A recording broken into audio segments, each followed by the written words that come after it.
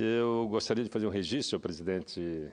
Na semana passada, essa casa foi signatária de um documento claro, conciso, de manifestação em apoio aos movimentos sociais organizados que se posicionaram contrário a uma proposta de emenda constitucional que tramita na Câmara Federal há 12 anos.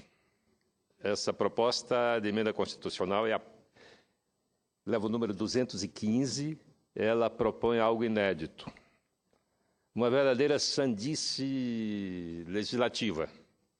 Propõe transferir para o Congresso Nacional as prerrogativas do Executivo no processo de identificação, demarcação e homologação de terras indígenas e quilombolas no país. E parece mais uma provocação à sociedade brasileira, e essa PEC vem criando inquietações, angústias para as comunidades indígenas e quilombolas que já estão com esse direito constitucional assegurado, garantido. E a PEC vem, então, colocar em risco, colocar em xeque essa conquista, que é o reconhecimento do direito originário sobre suas terras. Agora, imaginem, não é, a população indígena, senhor presidente, Vossa Excelência, que é professor de História e Direito Constitucional, quando aqui chegaram os navegadores portugueses, encontraram uma população estimada entre 5 a 7 milhões, né, de pessoas. E hoje não são mais do que cerca de 900 mil pessoas. Houve um processo de genocídio e de etnocídio através desses últimos 500 anos de história. E essa PEC, então, quer retroceder, deixar de reconhecer um direito constitucional, não é? Uma garantia constitucional a esses povos. Portanto, esse manifesto assinado por 48 senadores dessa casa, em apoio ao movimento da sociedade civil organizada, rechaçando a PEC 215. Ou seja, o Senado da República dá uma demonstração, os senadores dão uma demonstração clara de entendimento que esses direitos precisam e vão continuar sendo preservados. Portanto, eu queria felicitar o Senado, felicitar os senadores que são signatários desse manifesto, inclusive Vossa Excelência, senador Randolfo, é dos signatários, né, e que é um momento importante que devolve um mínimo de tranquilidade a esses povos tão sofridos, não é, ao longo da história do nosso país. Senhor presidente, feito esse registro e os agradecimentos a todos aqueles que se empenharam na construção dessa possibilidade política de rechaçar, e a minha expectativa é que, a partir desse posicionamento de 48 senadores dessa casa, com a assinatura de pelo menos 6 líderes de partidos importantes, os grandes partidos foram signatários, o PSDB, o PMDB, o PT, o PSB, o PSOL, praticamente quase todos os partidos aqui de centro-esquerda, né, foram signatários desse manifesto. Portanto, nossos agradecimentos e a convicção de que os senhores deputados vão refletir, né, vão repensar essa proposta e certamente vão refluir dessa ideia de retirar direitos constitucionais desses povos. Mas eu queria, senhor presidente, também falar de um tema que nos preocupa a todos, né? Nesta casa, é tão preocupante que nesta casa funciona, nesse momento, uma comissão parlamentar de inquérito que investiga o assassinato de jovens no Brasil. Essa CPI foi proposta pela senadora Lídice da Mata, que a preside, senadora Lídice da Mata, nossa companheira do Partido Socialista Brasileiro, uma lutadora social com uma história construída na Bahia e no Brasil. O vice-presidente é o senador Paulo Paim, que também tem uma enorme sensibilidade com os temas mais complexos, os temas sociais, mais complexos e que aflige segmentos da sociedade brasileira. E o relator é o senador Lindenberg Farias, do Rio de Janeiro, também com uma enorme identidade com os temas sociais. Uma das primeiras ações sugeridas pela presidente da comissão foi convocar uma reunião com os integrantes da CPI da violência contra a juventude negra, em curso na Câmara dos Deputados, para eventualmente se realizarem ações que mobilizem as duas CPIs e que uma possa contribuir com a outra. Essa CPI foi instalada em um momento em que a sociedade brasileira vive uma crise de completa insegurança em todos os quadrantes do país. O noticiário policial domina todos os veículos de comunicação.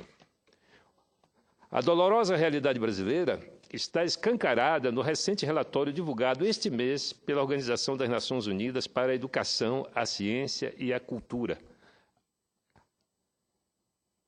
O mapa da violência de 2015 trouxe à tona um dos maiores problemas do Brasil, a elevada taxa de mortalidade por disparo de armas de fogo.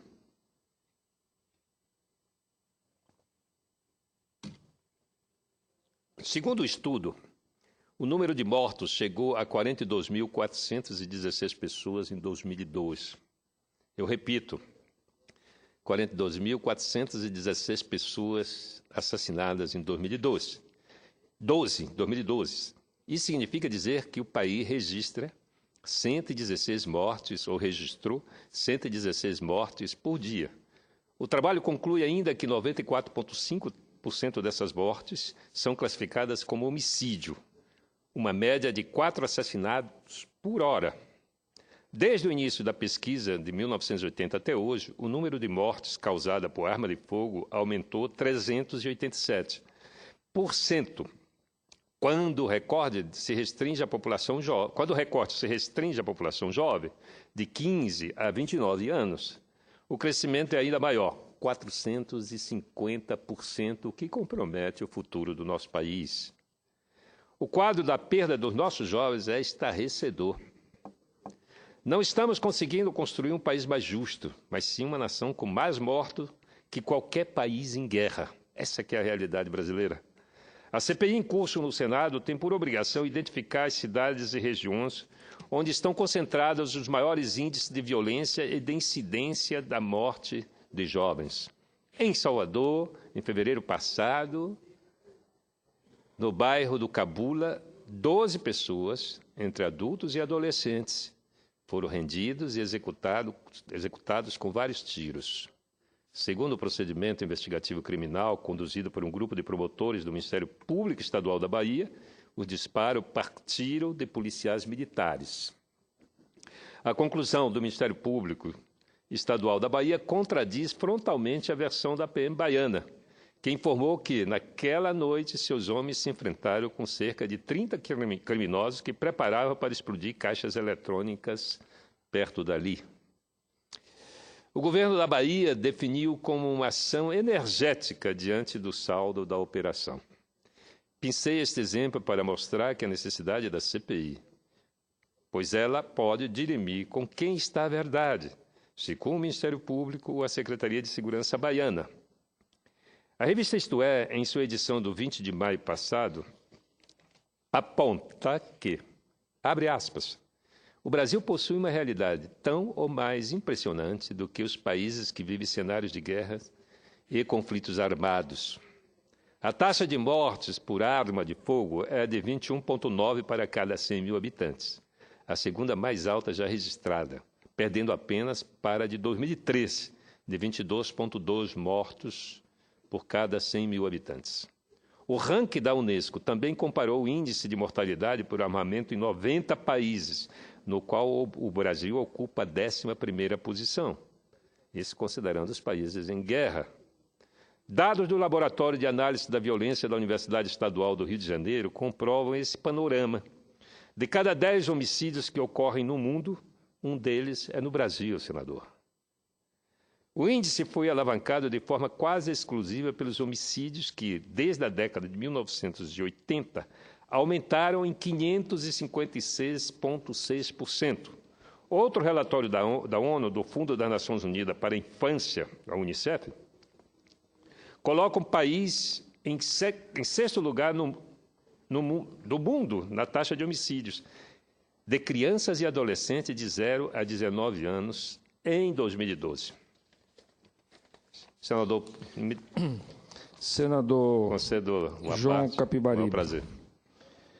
O pronunciamento de Vossa Excelência é muito oportuno e nós temos a obrigação com a sociedade brasileira de trabalhar nesse assunto com muita dedicação e muita eficiência, porque, infelizmente, hoje, o continente latino-americano é considerado, pelas estatísticas, o mais violento do mundo, e o Brasil está dentro desse contexto. É inadmissível que um país generoso como o Brasil, um país sem conflitos religiosos, né? Um país que fala praticamente a mesma língua, né? Exista um grau de violência tão acentuado. Nós verificamos a todo momento opiniões dos chamados especialistas em segurança pública. Uma pessoa cria uma organização não governamental para tratar desse assunto e se autodenomina especialista em segurança pública. E aí nós temos um conflito muito grande, opiniões as mais diversas sobre o assunto de segurança. Agora mesmo, assistindo o noticiário do que aconteceu no Rio de Janeiro a semana passada, um médico foi assassinado com uma faca. Ele estava simplesmente passeando uma hora de lazer na sua bicicleta na Lagoa Rodrigo de Freitas e veio um meliante e não achou suficiente tomar a sua bicicleta, mas por uma violência já banalizada, né, já considerada quase como um hábito, matou o médico, quer dizer, uma pessoa produtiva, uma pessoa que tinha muito serviço ainda a prestar à sociedade brasileira, matou com uma faca. No dia seguinte, fomos também surpreendidos com a notícia de que uma turista chilena também foi atacada, quase que mortalmente, também com um objeto contundente, né, e cortante. E nós tomamos a providências e apresentamos aqui, em primeira mão, no Congresso Nacional, um projeto número 320/2015, em que a gente criminaliza o porte de arma branca, né? Logicamente, está fora dessa punição, desse projeto, a arma que é usada como ferramenta, a peixeira, a faca do açougueiro, né? A faca do artesão, os utensílios cortantes que são utilizados na vida doméstica das nossas residências, a tesoura do cabeleireiro, né?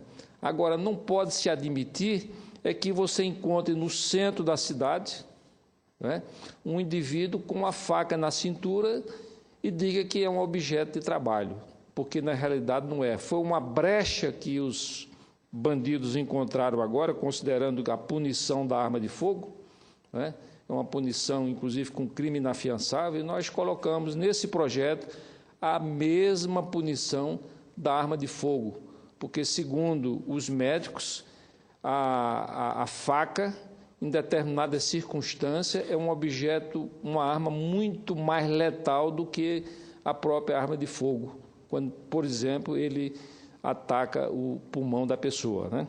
Então, eu apresentei esse projeto e peço o apoio a todos os companheiros aqui, todos os pares, todos os nossos companheiros senadores, para que a gente possa aprovar com urgência. E depois partir para um estudo rápido, eficiente, por que o Brasil está tão violento. Veja a situação de um policial honesto. Um policial honesto, porque tem muitos policiais honestos. Ele arrisca a vida para prender um bandido por um determinado crime. Depois ele arrisca a vida a segunda vez para prender o mesmo bandido pelo mesmo crime. Depois ele arrisca a vida pela quinta vez para prender o mesmo bandido a quinta vez pelo mesmo crime. Então, alguma coisa no país está errada.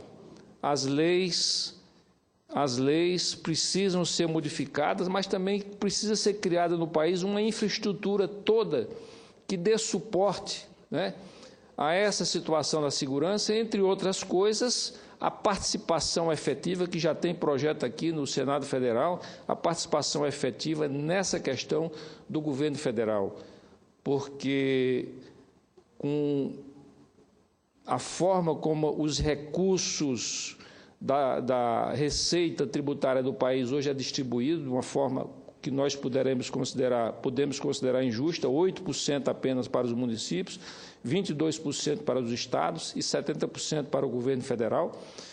É por isso que nós estamos trabalhando com essa ideia do pacto federativo, para ver se há uma redistribuição dessas responsabilidades todas, mas de uma forma imediata que o governo federal participe de uma forma mais efetiva dessa questão da segurança e deixemos as questões ideológicas, as questões que não são práticas para a sociedade, para discutir o que efetivamente deve ser feito e fazer também um trabalho comparativo. Eu disse aqui outro dia que o Brasil na Copa, quando a Copa do Mundo foi organizada pelo Japão e pela Coreia, o primeiro jogo do Brasil foi numa cidade com 1 milhão de habitantes da Coreia do Sul. E o índice de assassinato naquela cidade era de 1 por ano. Se fosse uma cidade brasileira, considerando a média de crime que se comete aqui por cada 100 mil habitantes, nós teríamos um índice, ou seria um número absoluto de 320 assassinatos contra 1. Então, nós deveríamos, por exemplo, ver esse exemplo, por que está acontecendo uma criminalidade tão baixa na Coreia do Sul ou em qualquer outro país do mundo, para que possamos copiar as melhores práticas, né, independente de ideologia política, para que possamos dar tranquilidade, bem-estar à nossa população, que as nossas famílias estão assombradas, as pessoas, quando os seus filhos saem para um passeio à noite, uma festa, um cinema, todos os pais hoje ficam preocupados com a segurança dos seus filhos. Hoje, quando as nossas esposas saem para o supermercado para fazer compra ou vai para o shopping center, nós também ficamos preocupados, porque a insegurança no Brasil está banalizada, né? Portanto, eu parabenizo Vossa Excelência, senador João Capibaribe, por esse assunto tão momentoso e tão importante e tão urgente para a sociedade brasileira. Muito obrigado, senador. Eu gostaria de comentar rapidamente algumas afirmações de Vossa Excelência, entre outras, sobre a questão do projeto que incide sobre a arma branca. Veja só, desses dados que nos apresentam nesse momento, nós tivemos a sorte de aprovar o Estatuto do Desarmamento e a lei que regulou o comércio de armas e instituiu requisitos mínimos para a compra, maior controle sobre a venda de munições e estabeleceu a proibição do porte para civis nas ruas. Olha, esse estatuto nos economizou 160 mil vidas desde que ele foi promulgado, e dessas 160 mil vidas, 113 mil são jovens que continuam aí, né, usufruindo de suas vidas. Então, uma decisão como essa, e pasme, vejam só, tramita na Câmara um projeto de lei para permitir o uso generalizado de armas de fogo. Nós estamos aqui, enquanto o Senado se preocupa em propor e sugerir normas capazes de reduzir a violência, a Câmara caminha na direção contrária. Acabar com o Estatuto do Desarmamento, inclusive permitindo que cada cidadão possa deter até 7 armas de fogo. Imagine nós aqui, entrando no Senado, cada um com uma arma na cintura. É voltar ao Velho Oeste. Então, nós estamos vivendo uma situação delicada. A Câmara propõe a redução da maioridade penal. A esposa do médico vilmente assassinado Logo depois, ela se manifestou contrário à redução da maioridade penal, porque ela não quer vingança, ela quer justiça.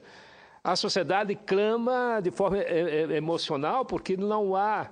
Veja só, quando você propõe a redução do Estatuto do Desarmamento, você está desviando o foco, desviando a atenção, né, para que não haja solução para o país.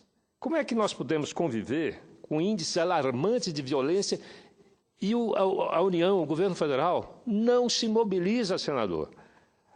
Delegou para os estados a segurança pública, mas a União tem dever e tem obrigação com a nação, com cada cidadão e com cada cidadã. A presidente Dilma tem que acenar com a construção de uma política nacional de segurança pública. Não é possível um país com fronteira com 12 países.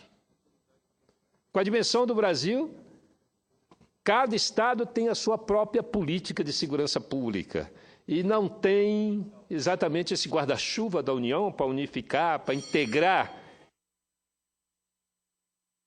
agir de forma ordenada, orgânica, para garantir a segurança do cidadão. Essa é a questão. Quando Vossa Excelência coloca dos riscos que o policial passa para prende 1, 2, 3, 4, 5 vezes a mesma pessoa e ele é solto em seguida, não é? Nós temos um problema sério com o nosso judiciário. O judiciário brasileiro, eles reclamam que é as leis. Eu não sei se são as leis que eles faltam. Mas, primeiro, não pune o andar de cima da criminalidade. Não pune a corrupção. Lá no meu estado, senador, o ano passado, nas eleições de 2010, os mais votados foram aqueles que passaram uma temporada na prisão. Agora, veja, o governador eleito passou uma temporada na prisão, na cadeia. O deputado federal mais votado também é deputado estadual. Ou seja, esse é o exemplo que mostra que o crime compensa. E cadê o judiciário que não os julgou? Porque, para a sociedade, eles terminam virando vítima. Em vez de criminosos, em vez de ladrões do dinheiro público, eles terminam virando vítimas do judiciário. Vítima dos adversários, na verdade, porque o judiciário não os pune. Essa omissão é gravíssima. Se isso acontece com a andar de cima, isso se generaliza em toda a cadeia jurídica do país. Infelizmente, nós temos esse dado. E nós temos também um problema político, né? A falta de uma construção ampla, nacional, de um comando nacional para a segurança pública. Chama-se para cá, para o federal, reúne todos aqueles que têm implicação direta com a segurança do cidadão e se constrói uma política. Eu mesmo tenho aqui tramitando na casa uma proposta de emenda constitucional criando o orçamento, porque sem orçamento não tem política, presidente. Se você pode ter belas ideias, você pode ter um projeto maravilhoso, mas se não tiver dinheiro, nada acontece. Então, a PEC 24 ela propõe a criação do Fundo Nacional para o Desenvolvimento da Segurança Pública, cujo recurso será arrecadado pela União e transferido aos estados, será uma espécie de Fundeb e de SUS da segurança pública. A segurança pública é o tripé das políticas sociais. Nós temos política social, nós podemos ter críticas duras à educação e à saúde, mas existe política.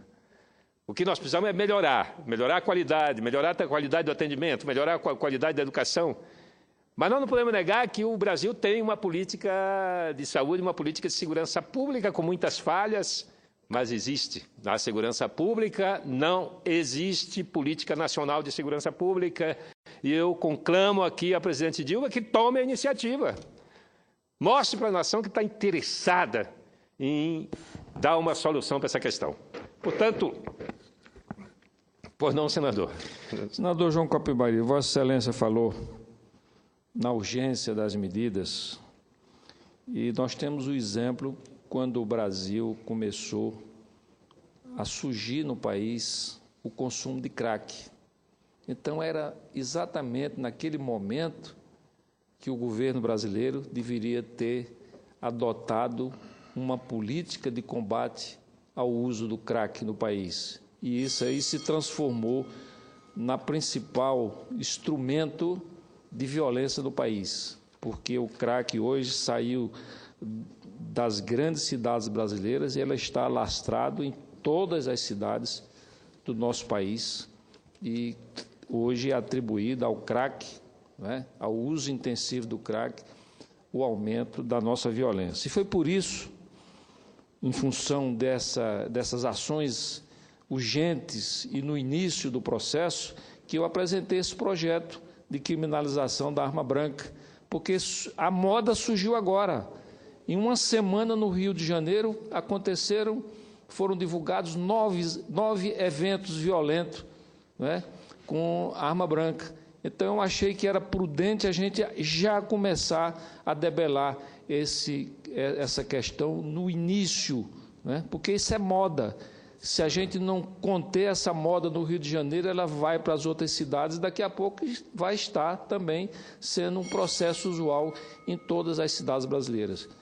Era isso que eu queria acrescentar ao vosso pronunciamento, senador. Vossa Excelência poderia solicitar aos líderes que agilizasse a tramitação dessa urgência, essa tramitação, podemos discutir isso. Mas, para finalizar, senhor presidente, o estudo da ONU revela que, em 2012, as armas de fogo, você vê o seguinte, a discriminação no Brasil, a segregação, a discriminação, o preconceito que leva à discriminação, que termina levando à violência. Esses dados mostram claramente isso. A ONU revela que, em 2012, as armas de fogo mataram 10.632 brancos e 28.946 negros. Ou seja, morreram 142% mais negros. E a idade crítica das vítimas é 19 anos. Por último, espero que a CPI, comandada pela minha colega do PSB, Lídice da Mata, consiga desenvolver um plano de redução de homicídios, com diagnóstico de cada região para diminuir fatores de risco e aumentar fatores de proteção.